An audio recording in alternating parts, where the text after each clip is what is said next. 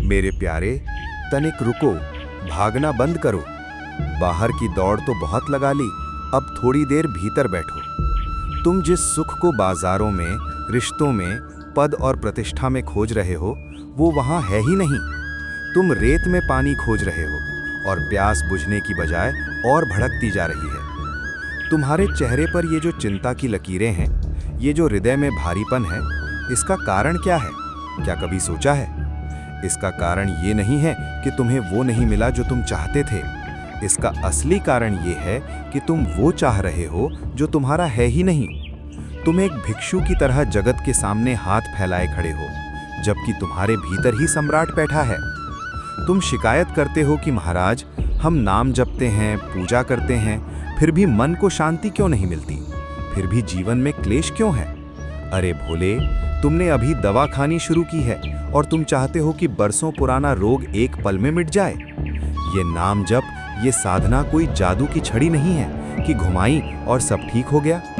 ये एक प्रक्रिया है, ये अग्नि है। जब सोने को कुंदन बनाना होता है तो उसे आग में तपाना पड़ता है। सुनार उसे तब तक आग में रखता है जब तक उसकी सारी खोट, सारी अशुद्धि जल नहीं जाती। तुम चाहते हो कि प्रभु का प्रेम, वो दिव्य रस तुम्हारे हृदय में आए, लेकिन हृदय तो पहले से ही कूड़े कचरे से भरा है। काम, क्रोध, लोभ, मोह, ईर्ष्या, ये सब तुम्हारे हृदय रूपी घर में कुंडली मारकर बैठे हैं और तुम चाहते हो कि इसी गंदगी के बीच तुम्हारे ठाकुर जी आकर बैठ जाएं? ये कैसे संभव है? इसलिए जब तुम नाम जपना शुरू करते हो तो शुरुआत में आनंद नहीं आता, शुरुआत में घबराहट होती है। जानते हो क्यों? क्योंकि वो नाम तुम्हारे पापों को जला रहा होता है, और जब पाप जलते हैं तो धुआं उठता है। वो धुआं तुम्हारे जीवन में अशांति, उथल-पुथल या कष्ट के रूप में दिख सकता है। लेकिन डरो मत, भागो मत। यही वो समय है जब साधक की परीक्षा होती है। बहुत से लोग यहीं से लौट जाते हैं। वे कहते हैं कि अरे, जब से पूजा शुरू की मुसीबतें बढ़ गईं। मुसीबतें बढ़ी नहीं हैं, भीतर छिपी हुई गंदगी बाहर आ रही है। अगर घाव को ठीक करना है तो मवाद को तो बाहर निकालना ही पड़ेगा। तुम्हें धैर्य रखना होगा। तुम अनंत जन्मों से भटक रहे हो। तुमने कितने शरीरों में यात्रा की है? कभी पशु बने, कभी पक्षी, कभी देवता, कभी दानव। हर जन्म में तुमने अपनी आत्मा पर कर्मों की धूल जमा की है। अब इस एक जन्म में कुछ दिनों के नाम जप से तुम हिमालय जैसी धूल को साफ करना चाहते हो तो समय तो लगेगा ही। देखो, ये जो संसार तुम्हें इतना लुभावना लग रहा है, ये एक बाजीगर का खेल है। ये माया है। माया का काम ही है तुम्हें असली वस्तु से दूर रखना। वो तुम्हें खिलौने देती है। तुम्हें लगता है कि अमुक व्यक्ति मिल जाए तो जीवन सफल हो जाएगा, अमुक धन मिल जाए तो सुखी हो जाऊंगा। अरे, जिनके पास अपार धन है, जाकर उनकी छाती टटोल कर देखो, वहां भी जलन है, वहां भी भय है। किस बात का भय? मृत्यु का भय, छिन जाने का भय। मृत्यु तुम्हारे सिर पर नाच रही है। हर सांस के साथ तुम शमशान की ओर एक कदम बढ़ा रहे हो, और तुम योजनाएं ऐसे बना रहे हो जैसे तुम्हें यहाँ अमर होकर रहना है। ये शरीर जिसे तुम मल मल कर धोते हो, सजाते हो, इत्र लगाते हो, एक दिन ये राख की ढेरी बन जाएगा या मिट्टी में मिल जाएगा। तो फिर प्रेम किससे कर रहे हो? उस चमड़े से जो कल सड़ जाएगा, उस पद से जो कल किसी और का होगा? जागो, अपनी दृष्टि को बदलो। तुम विषयों के गुलाम नहीं हो, तुम उस परम पिता के अंश हो जो आनंद का सागर है। शेर का बच्चा होकर तुम सियार के साथ रोटी के टुकड़ों के लिए झगड़ रहे हो, तुम्हें शोभा नहीं देता। साधना में सबसे बड़ी आवश्यकता है धैर्य, यानी पेशेंस। जैसे एक किसान खेती करता है, वो जमीन तैयार करता है, बीज बोता है, पानी देता है, खाद डालता है। क्या बीज डालते ही अगले दिन फसल लहलहाने लगती है? नहीं, उसे महीनों धूप, सर्दी और बारिश सहनी पड़ती है। उसे रखवाली करनी पड़ती है कि कोई जानवर फसल को चर ना जाए। तुम्हारा भजन भी एक खेती है। नाम का बीज गुरुदेव ने तुम्हारे हृदय में बो दिया है। अब तुम्हें संयम का पानी देना होगा, सत्संग की खाद डालनी होगी, और सबसे बड़ी बात, कुसंग रूपी जानवरों से अपनी फसल को बचाना होगा। तुम्हारे मित्र, तुम्हारा समाज, तुम्हारा मोबाइल फोन, ये सब अगर तुम्हें भगवान से दूर ले जा रहे हैं तो ये उस जानवर की तरह हैं जो तुम्हारी साधना की फसल को चर जाएंगे। तुम्हें कठोर होना पड़ेगा। लोग कहेंगे कि तुम पागल हो गए हो। लोग कहेंगे कि ये क्या ढोंग है। कहने दो। जब हाथी बाजार से निकलता है तो कुत्ते भौंकते हैं। हाथी पलटकर जवाब नहीं देता, वो अपनी मस्ती में चलता रहता है। तुम्हें भी अपनी मस्ती में चलना है। तुम्हें ये विश्वास रखना होगा कि अगर मैंने राम या कृष्ण का नाम लिया है तो ये खाली नहीं जाएगा। ये ब्रह्मांड इधर से उधर हो सकता है, सूर्य पश्चिम से उग सकता है, लेकिन भगवान का नाम कभी व्यर्थ नहीं जा सकता। देर हो सकती है, अंधेर नहीं। और जब ये सफाई हो जाएगी, जब हृदय निर्मल हो जाएगा, तब क्या होगा? तब तुम्हें बाहर कहीं जाने की जरूरत नहीं पड़ेगी। तब तुम्हारी आंखें बंद होंगी और भीतर वृंदावन प्रकट हो जाएगा। जानते हो वृंदावन क्या है? वृंदावन कोई भूगोल का नक्शा नहीं है। वृंदावन प्रेम की वो स्थिति है जहां मैं और मेरा समाप्त हो जाता है। वहां केवल तू और तेरा रह जाता है। जब तक तुम्हारे भीतर मैं है कि मैं बड़ा ज्ञानी हूँ, मैं बड़ा धनी हूँ, मैं बड़ा त्यागी हूँ, तब तक तुम वृंदावन की सीमा के बाहर हो। जिस दिन तुम दीनहीन होकर रोते हुए पुकारोगे कि हे नाथ, मेरा कोई गुण नहीं, मैं तो अवगुणों की खान हूँ, बस तुम्हारी कृपा का ही आसरा है, उसी क्षण तुम देखोगे कि वो बांके बिहारी अपनी बाहें फैलाए तुम्हें गले लगाने को आतुर खड़े हैं। प्रेम कोई सौदा नहीं है। तुम भगवान से व्यापार मत करो कि मैं 11 रुपए का प्रसाद चढ़ाऊंगा, मेरा काम कर दो। तुम खुद को चढ़ाओ। वो तुम्हारी वस्तुओं का भूखा नहीं है, वो भाव का भूखा है। पत्रम पुष्पम फलम तोयम, पत्ता दे दो, फूल दे दो, कुछ भी दे दो, लेकिन प्रेम से दो। अगर प्रेम नहीं है तो 56 भोग भी उसे स्वीकार नहीं, और अगर प्रेम है तो विदुरानी के केले के छिलके भी उसे अमृत लगते हैं। आजकल की हवा बहुत खराब है। कलयुग का प्रभाव तुम्हारे मन को बार बार नीचे गिराएगा। तुम एक दिन भजन करोगे, 4 दिन मन उचटेगा। तुम्हें लगेगा कि छोड़ो, कुछ नहीं रखा इन सब बातों में, चलो थोड़ा मजा कर लेते हैं। सावधान, यही वो फिसलन है जहां बड़े बड़े साधक गिर जाते हैं। जैसे ही मन में भोग की वृत्ति आए, जैसे ही लगे कि संसार प्यारा लग रहा है, तत्काल समझ जाना कि ये खतरे की घंटी है। तुरंत किसी संत के पास जाओ, सत्संग सुनो, नाम का आश्रय लो। तूफान आएगा। जब तुम सत्य की राह पर चलोगे तो निंदा भी होगी, अपमान भी होगा, घर वाले भी विरोध कर सकते हैं। लेकिन प्रहलाद को देखो, मीरा को देखो, क्या उन्होंने छोड़ दिया? नहीं। आंधी आए तो पेड़ झुक जाता है, उखड़ता नहीं। तुम्हें भी विनम्र होना है, लेकिन अपने सिद्धांत से, अपने नाम से नहीं डिगना है। कसकर पकड़ लो उस नाम को। जैसे डूबता हुआ आदमी तिनके को पकड़ता है, वैसे ही तुम नाम को पकड़ लो। अंत में मेरे प्यारे, एक ही बात समझो, तुम्हारी बुद्धि बहुत छोटी है। तुम अपनी अक्ल से भगवान को नहीं समझ सकते। तुम समुद्र को एक छोटी सी कटोरी में भरने की कोशिश कर रहे हो। अपनी बुद्धि का अभिमान छोड़ो और शरणागत हो जाओ। शरणागति का अर्थ है हाथ ऊपर कर देना।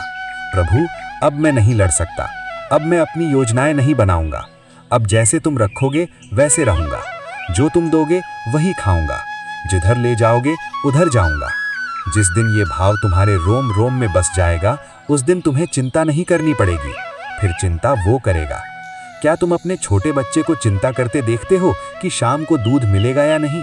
नहीं, वो निश्चिंत खेलता है, क्योंकि उसे भरोसा है कि माँ है। तुम भी उस परम पिता की गोद के बच्चे बन जाओ। अपने बड़प्पन का बोझ उतार फेंको, रो, पुकारो और कहो कि हे गोविंद, मैं जैसा भी हूँ तेरा हूँ, खोटा हूँ या खरा हूँ तेरा हूँ, मुझे ठुकराओ मत। यही जीवन का सार है। बाकी सब, ये मकान, ये दुकान, ये मान सम्मान, सब यहीं धरा रह जाएगा। जब अंतिम सांस निकलेगी तो कोई साथ नहीं जाएगा, केवल वो नाम साथ जाएगा जो तुमने एकांत में बैठकर प्रेम के आंसुओं के साथ जपा है। इसलिए अब और देर मत करो। बहुत समय गवा दिया सोने में, अब जागो, उठो और उस परम आनंद की ओर कदम बढ़ाओ जो तुम्हारा जन्म सिद्ध अधिकार है।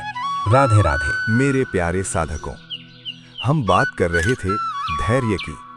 हम बात कर रहे थे उस तपन की जो नाम जप के दौरान आती है। अक्सर तुम मुझसे कहते हो कि महाराज, जब हम भक्ति के मार्ग पर चलते हैं तो दुनिया हमारा मजाक उड़ाती है।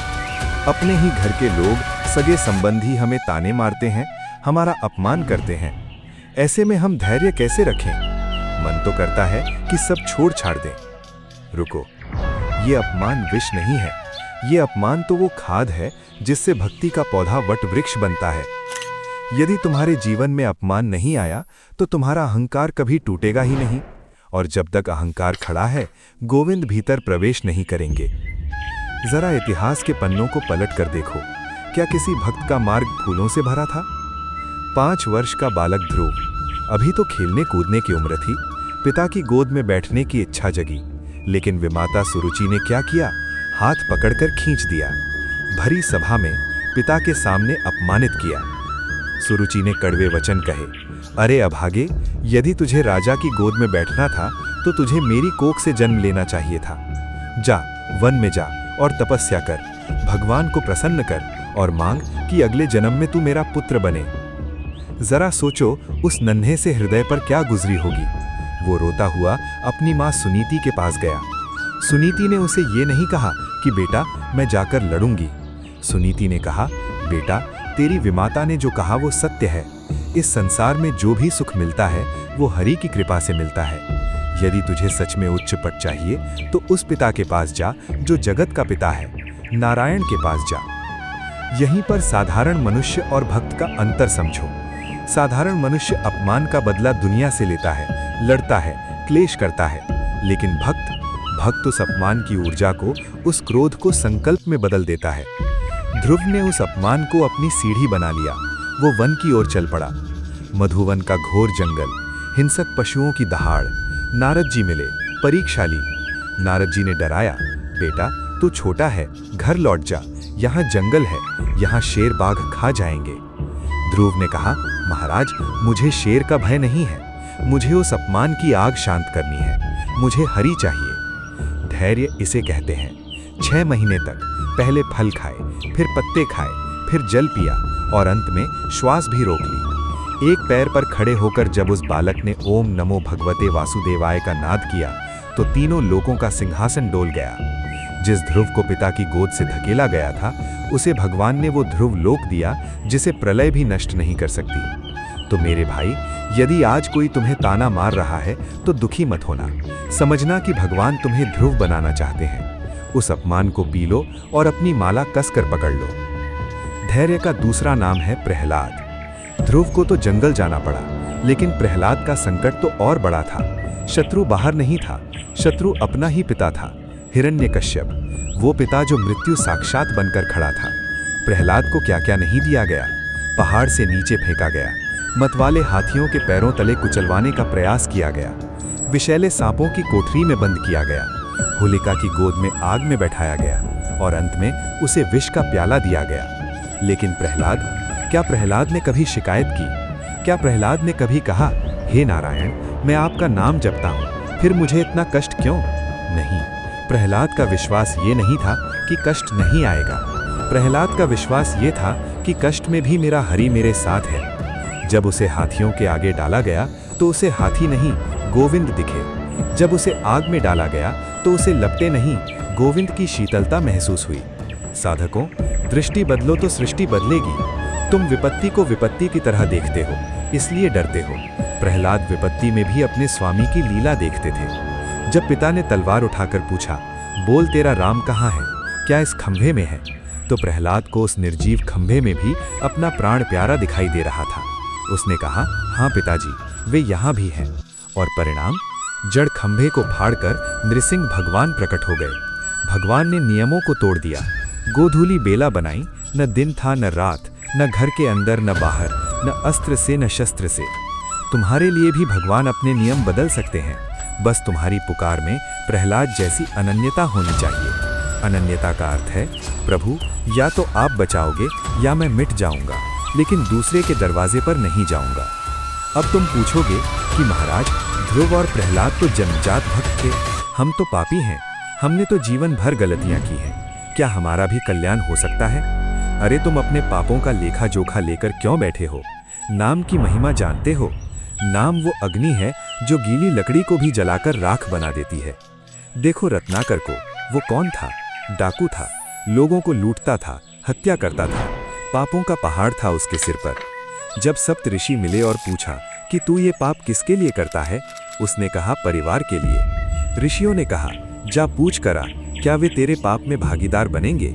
जब वो घर गया और पत्नी बच्चों ने मना कर दिया कि पाप तुम्हारा, तुम ही भोगोगे, हम तो केवल धन के साथी हैं, तब रत्नाकर की आंखें खुली, उसे वैराग्य हुआ। वो ऋषियों के चरणों में गिर पड़ा।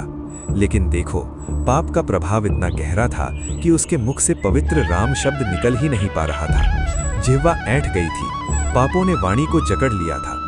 ऋषियों ने उसकी दशा देखी। उन्होंने ये नहीं कहा कि तू अयोग्य है, उन्होंने कहा कि चिंता मत कर, तू राम नहीं बोल सकता तो मरा बोल, मरा मरा मरा।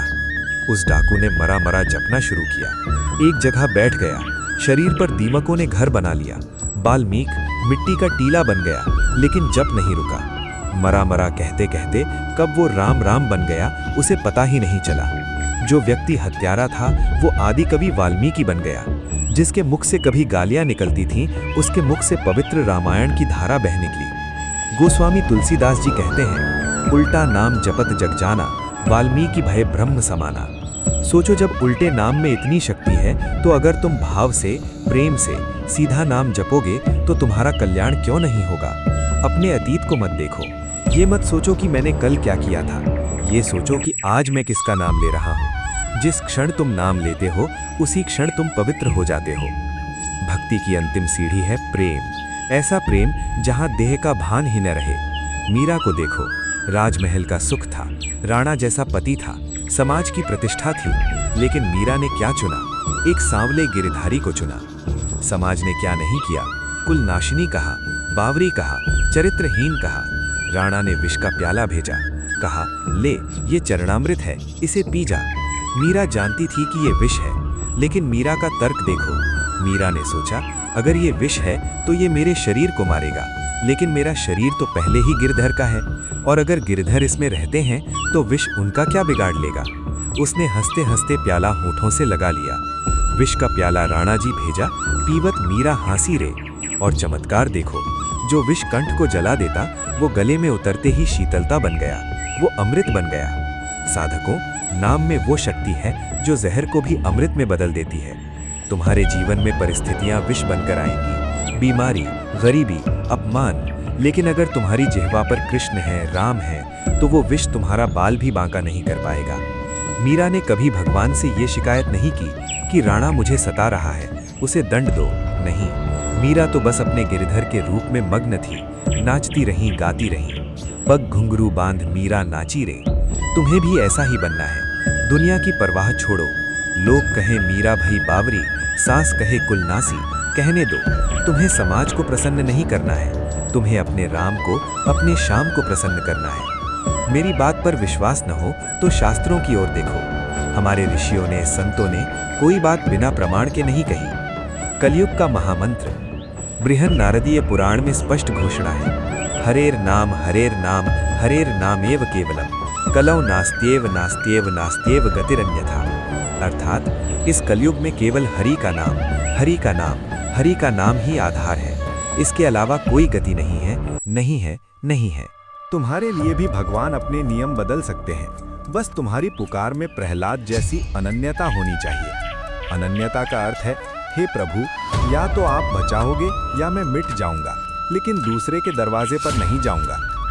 भाग 4 का विस्तार, नाम का चमत्कार और रूपांतरण, वाल्मीकि और मीरा। अब तुम पूछोगे, महाराज, ध्रुव और प्रहलाद तो जमजात भक्त थे, हम तो पापी हैं, हमने तो जीवन भर गलतियां की हैं, क्या हमारा भी कल्याण हो सकता है? अरे तुम अपने पापों का लेखा जोखा लेकर क्यों बैठे हो? नाम की महिमा जानते हो? नाम वो अग्नि है जो गीली लकड़ी को भी जलाकर राख कर देती है। 3. वाल्मीकि, उल्टा नाम जपत जग जाना। देखो रत्नाकर को, वो कौन था? डाकू था, लोगों को लूटता था, हत्या करता था, पापों का पहाड़ था उसके सिर पर। जब सप्त ऋषि मिले और पूछा, तू ये पाप किसके लिए करता है? उसने कहा, परिवार के लिए। ऋषियों ने कहा, जा पूछ करा, क्या वे तेरे पाप में भागीदार बनेंगे? जब वो घर गया और पत्नी बच्चों ने मना कर दिया कि पाप तुम्हारा, तुम ही भोगोगे, हम तो केवल धन के साथी हैं, तब रत्नाकर की आंखें खुली, उसे वैराग्य हुआ। वो ऋषियों के चरणों में गिर पड़ा, लेकिन देखो, पाप का प्रभाव इतना गहरा था कि उसके मुख से पवित्र राम शब्द निकल ही नहीं पा रहा था। जिह्वा ऐंठ गई थी, पापों ने वाणी को जकड़ लिया था। ऋषियों ने उसकी दशा देखी। उन्होंने ये नहीं कहा कि तू अयोग्य है, उन्होंने कहा कि चिंता मत कर, तू राम नहीं बोल सकता तो मरा बोल, मरा मरा मरा। उस डाकू ने मरा मरा जपना शुरू किया। एक जगह बैठ गया, शरीर पर दीमकों ने घर बना लिया। वाल्मीकि मिट्टी का टीला बन गया, लेकिन जप नहीं रुका। मरा मरा कहते कहते कब वो राम राम बन गया उसे पता ही नहीं चला। जो व्यक्ति हत्यारा था वो आदि कवि वाल्मीकि बन गया। जिसके मुख से कभी गालियां निकलती थीं, उसके मुख से पवित्र रामायण की धारा बह निकली। गोस्वामी तुलसीदास जी कहते हैं, उल्टा नाम जपत जग जाना, वाल्मीकि भय ब्रह्म समाना। सोचो, जब उल्टे नाम में इतनी शक्ति है तो अगर तुम भाव से, प्रेम से सीधा नाम जपोगे तो तुम्हारा कल्याण क्यों नहीं होगा। अपने अतीत को मत देखो, ये मत सोचो कि मैंने कल क्या किया था। ये सोचो कि आज मैं किसका नाम ले रहा हूँ। जिस क्षण तुम नाम लेते हो उसी क्षण तुम पवित्र हो जाते हो। 4. मीराबाई, प्रेम की पराकाष्ठा, विष बना अमृत। भक्ति की अंतिम सीढ़ी है प्रेम। ऐसा प्रेम जहाँ देह का भान ही ना रहे। मीरा को देखो, राजमहल का सुख था, राणा जैसा पति था, समाज की प्रतिष्ठा थी, लेकिन मीरा ने क्या चुना? एक सांवले गिरधारी को। समाज ने क्या नहीं किया? कुलनाशिनी कहा, बावरी कहा, चरित्रहीन कहा। राणा ने विष का प्याला भेजा, कहा कि ले, ये चरणामृत है, इसे पी जा। मीरा जानती थी कि ये विष है, लेकिन मीरा का तर्क देखो। मीरा ने सोचा कि अगर ये विष है तो ये मेरे शरीर को मारेगा, लेकिन मेरा शरीर तो पहले ही गिरधर का है, और अगर गिरधर इसमें रहते हैं तो विष उनका क्या बिगाड़ लेगा। उसने हंसते हंसते प्याला होठों से लगा लिया। विष का प्याला राणा जी भेजिया, पीवत मीरा हासी रे। और चमत्कार देखो, जो विष कंठ को जला देता वो गले में उतरते ही शीतलता बन गया, वो अमृत बन गया। साधकों, नाम में वो शक्ति है जो जहर को भी अमृत में बदल देती है। तुम्हारे जीवन में परिस्थितियां विष बनकर आएंगी, बीमारी, गरीबी, अपमान, लेकिन अगर तुम्हारी जिह्वा पर कृष्ण है, राम है, तो वो विष तुम्हारा बाल भी बांका नहीं कर पाएगा। मीरा ने कभी भगवान से ये शिकायत नहीं की कि राणा मुझे सता रहा है, उसे दंड दो। नहीं, मीरा तो बस अपने गिरधर के रूप में मग्न थी। नाचती रही, गाती रही। पग घुंघरू बांध मीरा नाची रे। तुम्हें भी ऐसा ही बनना है। दुनिया की परवाह छोड़ो। लोग कहे मीरा भई बावरी, सांस कहे कुलनासी, कहने दो। तुम्हें समाज को प्रसन्न नहीं करना है, तुम्हें अपने राम को, अपने श्याम को प्रसन्न करना है। शास्त्र प्रमाण, नाम महिमा के श्लोक और व्याख्या। अब वक्ता प्रमाण के साथ विद्वत्ता और अधिकार से अपनी बात रखता है। मेरी बात पर विश्वास ना हो तो शास्त्रों की ओर देखो। हमारे ऋषियों ने, संतों ने कोई बात बिना प्रमाण के नहीं कही। कलयुग का महामंत्र बृहन नारदीय पुराण में स्पष्ट घोषणा है, हरिर नाम हरिर नामेव केवलम, कलौ नास्त्येव नास्त्येव नास्त्येव गतिरन्यथा। अर्थात इस कलयुग में केवल हरि का नाम, हरि का नाम, हरि का नाम ही आधार है। इसके अलावा कोई गति नहीं है, नहीं है, नहीं है। ऋषि ने 3 बार नास्त्येव करा है। क्यों? ताकि तुम्हारे मन में कोई शंका न रहे। कलयुग में ना तो तुम बड़े यज्ञ कर सकते हो, न कठोर तपस्या कर सकते हो, न योग साध सकते हो। तुम्हारा शरीर कमजोर है, मन चंचल है, आयु कम है, तो उपाय क्या है? केवल नाम। चलते फिरते, उठते बैठते, खाते पीते बस नाम जपो। गीता का आश्वासन। भगवान श्री कृष्ण गीता के 9वें अध्याय में प्रतिज्ञा करते हैं, अनन्यास चिंतयन्तो माम ये जनाः पर्युपासते तेषाम नित्याभियुक्तानाम योगक्षेमं वहाम्यहम्। वे कहते हैं कि जो अनन्य भाव से मेरा चिंतन करते हैं, जो मुझ में ही रमे रहते हैं, उनके योग यानी जो नहीं है उसे देना, और क्षेम यानी जो है उसकी रक्षा करने का भार मैं स्वयं अपने कंधों पर उठाता हूँ। अरे जब त्रिलोकीनाथ तुम्हारा बोझा उठाने को तैयार हैं, तो तुम अपनी गठरी सिर पर लाद पर क्यों रो रहे हो? उतार दो ये बोझ, सौंप दो उसे। गोस्वामी जी कहते हैं, हे सुजन, हे बुद्धिमान, विचार तो करो। ये नाम लेते ही भव सागर यानी संसार का दुख रूपी समुद्र सूख जाता है। तुम्हें तैरने की जरूरत नहीं, समुद्र ही सूख जाएगा, तुम पैदल ही पार हो जाओगे। तो मेरे भाई, मेरे मित्र, प्रमाण मिल गया, संतों की गवाही मिल गई। ध्रुव, प्रहलाद, मीरा, वाल्मीकि और विधि भी मिल गई। अब कमी कहाँ है? कमी केवल तुम्हारे संकल्प में है। आज इसी क्षण ये गांठ बांध लो। चाहे प्रहलाद जैसी विपत्ति आए, हम नाम नहीं छोड़ेंगे। चाहे ध्रुव जैसा अपमान मिले, हम हरि के चरण नहीं छोड़ेंगे। चाहे वाल्मीकि जैसा पाप हो, हम निराश नहीं होंगे। चाहे मीरा जैसा विष मिले, हम प्रेम नहीं त्यागेंगे। ये नाम तुम्हारी ढाल है, ये नाम तुम्हारी तलवार है और यही नाम तुम्हारा परम धाम है। जागो और अपनी जिह्वा को उस रस में डुबो दो जिसके लिए ये मिली है। श्री राधे, श्री राधे। ऋषि ने 3 बार नास्त्यव कहा है। क्यों? ताकि तुम्हारे मन में कोई शंका न रहे। कलयुग में ना तो तुम बड़े यज्ञ कर सकते हो, न कठोर तपस्या कर सकते हो, न योग साध सकते हो। तुम्हारा शरीर कमजोर है, मन चंचल है, आयु कम है। तो उपाय क्या है? केवल नाम। चलते फिरते, उठते बैठते, खाते पीते बस नाम जपो।